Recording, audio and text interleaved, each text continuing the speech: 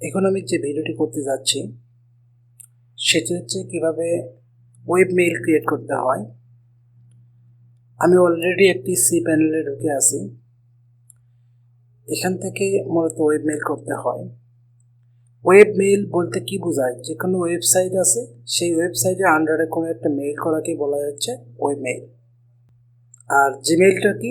জিমেইলটাও মূলত কিন্তু একটা মেইল, ওয়েব মেইল। হ্যাঁ, তবে জিমেইলটাকে আমরা জিমেইল নামেই চিনি কারণে জিমেইল হচ্ছে গুগলের প্রোডাক্ট, যেটি আমরা সবাই জানি যে জিমেইল আমরা এবং ইউজ করে সবাই অভ্যস্ত।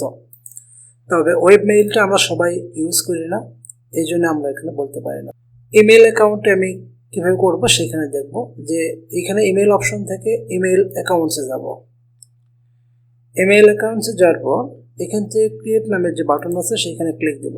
ক্লিক দেওয়ার পরে এখানে ডোমেইনটা বলতেছে, এখানে আমার দুইটা ডোমেইন অ্যাড করা আছে, একটা ACHBLBD আর একটি হচ্ছে প্রগতি যুব সংস্থা .org। দুটা জিমেল এখানে অ্যাড করা আছে। তো আমি এইখান থেকে যে কোনো একটি জিমেইল সেট করতে পারি, অর্থাৎ আমার যে ওয়েবসাইটের আন্ডারে ওয়েব মেইলটা খুলবো সেই ডোমেইনটা আমাকে এখান থেকে সিলেক্ট করতে হবে। এরপর আমি কি নাম দেব সেই নাম দিয়ে সেটাকে আমার এখানে বানাতে হবে। ইনফো দেওয়ার সঙ্গে সঙ্গে শুধু ইউজার নেমটা ইনফো দিলাম, আর এর সাথে এই ডোমেইনের নামটা অ্যাড হয়ে যাবে। এরপর সেট পাসওয়ার্ড আছে, এখান থেকে জেনারেট করে দিবেন। জেনারেট করলে একটি পাসওয়ার্ড সেট হয়ে যাবে। এই পাসওয়ার্ডটা আমি আপনার হচ্ছে নোটবুকে লিখে রাখবেন, কারণ এই পাসওয়ার্ড দিয়েই আপনাকে পরবর্তীতে যদি কোনো কোথাও সি প্যানেল ছাড়া ডাইরেক্টলি এই ওয়েব মেইলে ঢুকতে চান তাহলে এই পাসওয়ার্ডটা ইউজ করতে হবে। আমি এখান থেকে একটা কপি করে নিলাম, নিয়ে আমি এখানে ক্রিয়েট করলাম। ক্রিয়েট করার সঙ্গে সঙ্গে আমার মেইলটা ক্রিয়েট হয়ে যাবে। আমি এটাকে একটু কপি করে রাখি। আচ্ছা, পরবর্তীতে আমি এখানে রেখে দিই, আপাতত আমি এই জায়গায় রেখে দিলাম।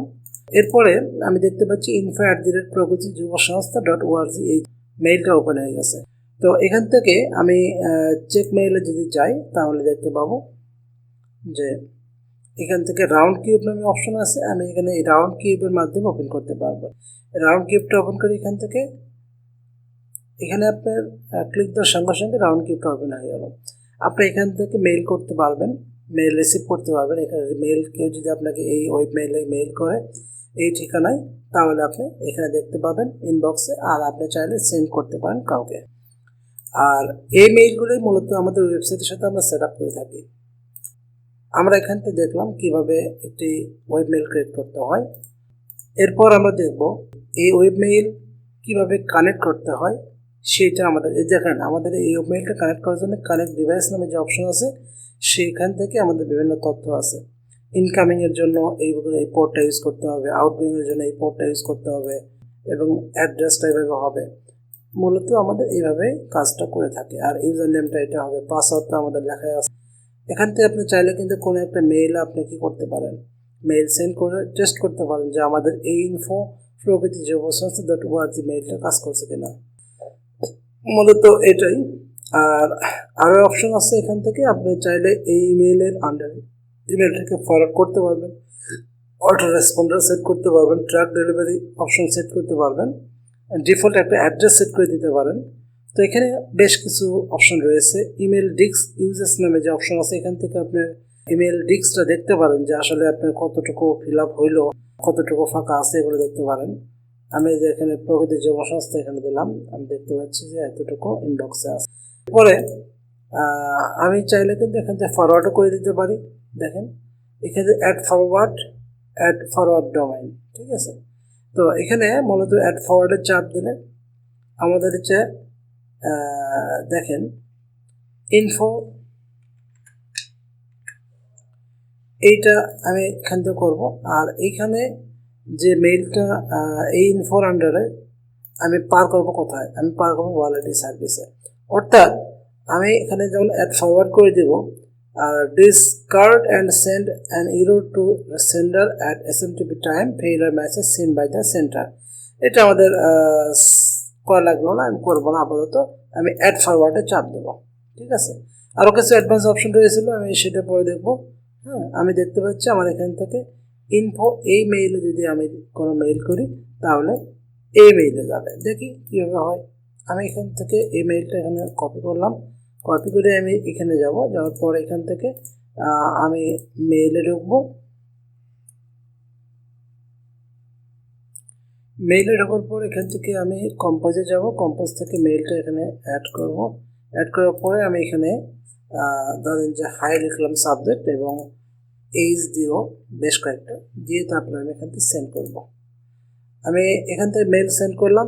এখন আমি দেখব যে মেইলটা কোথায় কোথায় গেল। ঠিক আছে, আমাদের রাউন্ড কিউবে আছি আমরা। এখানে দেখেন আমাদের এখানে মেইলটা ওপেন করেছিল, যদি দেখি আমাদের এখানে যদি মেইল আসে তাহলে এখানে থাকবে। হ্যাঁ, তো এখানেও আমি মেইল দেখতে পাচ্ছি না। এই যে হাই নামে মেইল চলে এসেছে এবং এই মেইলটা আমাদের ফরওয়ার্ড হলো কিনা আমরা সেটা দেখব। সেটা দেখার জন্য আমাদের যে এই walletservice.com এই মেইলটা এখান থেকে ওপেন করব। ওপেন করার পরে আমি দেখতে পাচ্ছি এখানে দেখেন আমার মেইল করেছি, আমি কোথায় মেইল করেছি, এই যে info@প্রগতিজনসংস্থা.org-তে, সেখান থেকে এখানেও আছে, আবার এখান থেকে মেইলটা ফরওয়ার্ড করে আমার এই মেইলে পাঠিয়ে দিতেছে। আচ্ছা, এর মানে কি বোঝাচ্ছে জানেন? এর মানে বোঝাচ্ছে হচ্ছে আপনি যদি মেইলটা এখানে দেন, এখান থেকে আপনার পার্সোনাল মেইলে ফরওয়ার্ড করে নিতে পারবেন। পার্সোনাল মেইলে যদি আপনি ফরওয়ার্ড করে নেন, এর সুবিধাটা কী হবে? আপনার মেইল চেক করার জন্য ওয়েব মেইলে আর ঢুকতে হবে না। আর মানুষ তো আপনার মেইল মানে পার্সোনাল মেইলে কেউ মেইল করতেছে না, আপনাকে ওয়েব মেইলে মেইল করবে, বাট আপনার পার্সোনাল মেইল থেকে সেটা দেখতে পারবেন। তো ধন্যবাদ আমাদের এই ভিডিওটি দেখার জন্য।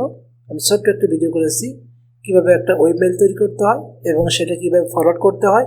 পরবর্তীতে আমি এটি নিয়ে আরও বিস্তারিত আলোচনা করব। ঠিক আছে, তো পরবর্তী ভিডিও দেখার জন্য আমন্ত্রণ রইল। সবাইকে ধন্যবাদ জানিয়ে আমি আমার ভিডিওটি এখানে শেষ করতে যাচ্ছি।